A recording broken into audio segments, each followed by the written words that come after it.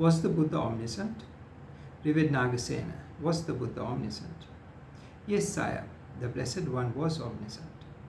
But knowledge and vision were not constantly and continuously present to the Blessed One. The Blessed One's omniscient knowledge was dependent on his adverting his mind. When he adverted it, he knew whatever it pleased him to know. Well then, revered Nagasena, the Buddha was not omniscient, if his omniscient knowledge was due to searching. If there were 100 cartloads, sire, and each cartload had 7.5 measures of a certain capacity of rice, and 2 measures of another capacity, could anyone tell in one moment the number of grains of rice in the whole? Now these 7 kinds of mentality occur. The mentality, sire, of those who have lust, who have hatred, who have delusion, who have defilements, whose body is not developed for meditation, whose morality is not developed, whose mentality is not developed, and whose wisdom is not developed. The mentality of these arises with difficulty and proceeds sluggishly. As, sire, difficult and sluggish is the movement of bamboo canes when they are dragged along with their branches entwined and entangled. So does the mentality of these types just mentioned arise with difficulty and proceed sluggishly because they are entwined and entangled with the defilements. The second kind of mentality is distinguished thus. The mentality sphere of these stream enterers, for whom the sorrowful ways are shut off, who have attained right view and who have understood the teacher's instructions, uprises buoyantly, proceeds buoyantly as far as the lower 3 stages are concerned. But as regards the higher planes, it arises with difficulty and proceeds sluggishly, as, sire, bamboo canes that have clean stalks, as far as the 3rd knot move buoyantly when dragged along, but because the branches above are entangled, there is resistance there. Even so, the mentality of the stream enterers uprises buoyantly, proceeds buoyantly, as far as the 3 lower stages are concerned. But as regards the higher planes, it arises with difficulty, proceeds sluggishly. For what reason? Because of utter purification in the 3 lower stages, and because of not having got rid of the defilements to be got rid of in the higher planes. The third kind of mentality is distinguished thus. The mentality, sire, of those once returners who have reduced lust, hatred and delusion to the minimum, arises buoyantly, proceeds buoyantly in the lower 5 stages, but as regards the higher planes, it arises with difficulty, proceeds sluggishly, as, sire, bamboo canes that have clean stalks as far as the 5th knot move buoyantly when dragged along, but because the branches above are entangled, there is resistance there. Even so, the mentality of the once returners proceeds buoyantly as far as the 5 lower stages are concerned. But in regard to the higher planes, it arises with difficulty, proceeds sluggishly. For what reason? Because of utter purification of mentality in the 5 lower stages, and because of not having got rid of the defilements to be got rid of in the higher planes. The fourth kind of mentality is distinguished thus. The mentality, sire, of those non-returners who have got rid of the 5 fetters binding to this lower shore arises buoyantly, proceeds buoyantly as far as the 10 stages are concerned. But as regards the higher planes, it arises with difficulty, proceeds sluggishly, as, sire, bamboo canes that have clean stalks as far as the 10th knot move buoyantly when dragged along, but because the branches above are entangled, there is resistance there. Even so, the mentality of the non-returners who have got rid of the 5 fetters binding to this lower shore arises buoyantly, proceeds buoyantly as far as the 10 stages are concerned, but as regards the higher planes it arises with difficulty, proceeds sluggishly. For what reason? Because of utter purification of mentality in the 10 stages, and because of not got rid of the defilements to be got rid of in the higher planes. The 5th kind of mentality is distinguished thus: the mentality, sire, of those arahats whose cankers are destroyed, whose stains are washed away, whose defilements have been left behind, who have lived the life, done what was to be done, laid down the burden, attained their own welfare, utterly destroyed the fetters of becoming, won the analytical knowledges, and are utterly purified in the disciples' planes. Arises buoyantly, proceeds buoyantly in regard to the disciples' range, but arises with difficulty, proceeds sluggishly in the planes of Pacceka Buddha.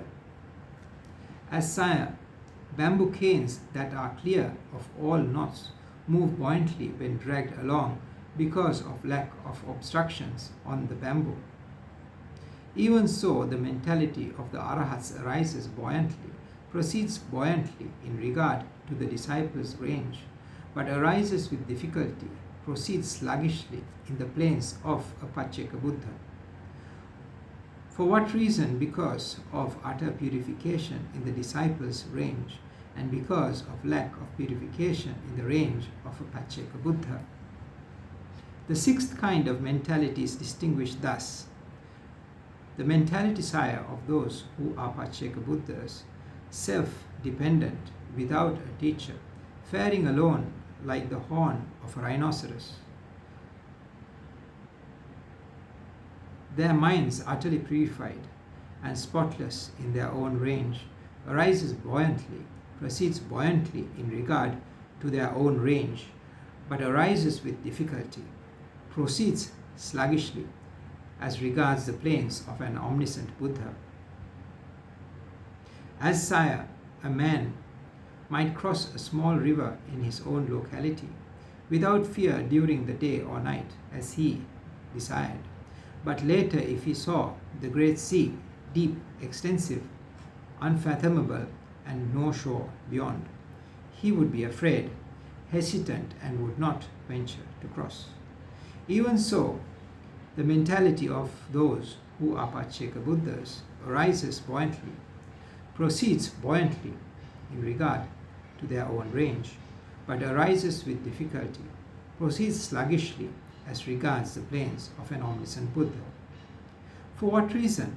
Because of utter purification in their own range, and because of the greatness of the range of an omniscient Buddha. The 7th kind of mentality is distinguished thus: the mentality of those perfect Buddhas who are omniscient, the bearers of the 10 powers, confident with the 4 confidences, possessed of the 18 special Buddha qualities, conquerors of the infinite, and whose knowledge is unobstructed, arises buoyantly and proceeds buoyantly everywhere. For what reason? Because it is everywhere utterly purified.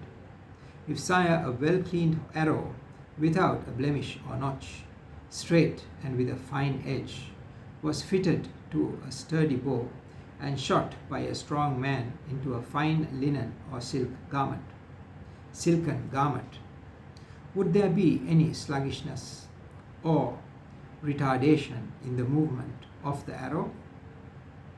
No, revered sir. For what reason? It is due to the fineness of the garments, the clean state of the arrow, and the strength of the shot. Even so, sire, the mentality of the perfect Buddhas, who are omniscient and whose knowledge is unobstructed, arises buoyantly and proceeds buoyantly everywhere. For what reason? Because it is everywhere utterly purified. Because, Sire, the Blessed One's mentality was utterly pure and buoyant.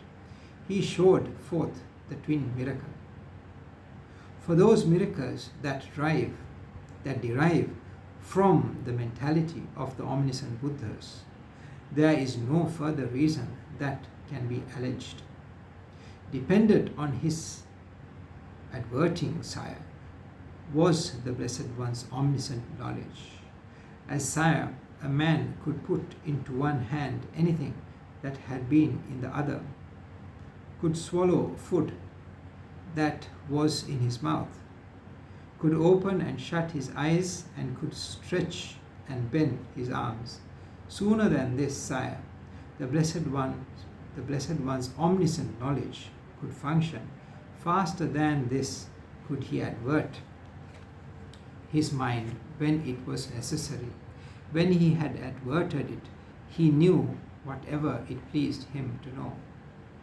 Therefore, revered Nagasena, adverting is done for the purpose of seeking that which is not clear when the adverting begins.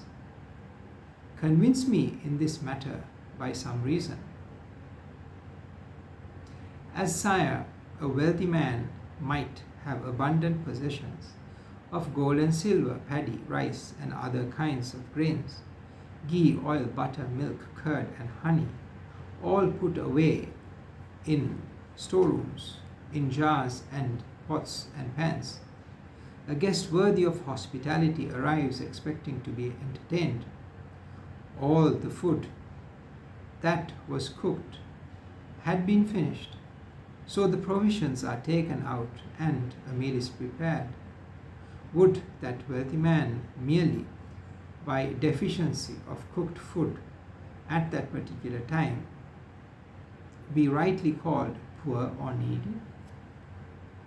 No, revered sir.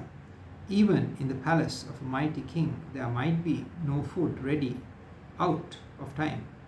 So why not in the house of an ordinary man?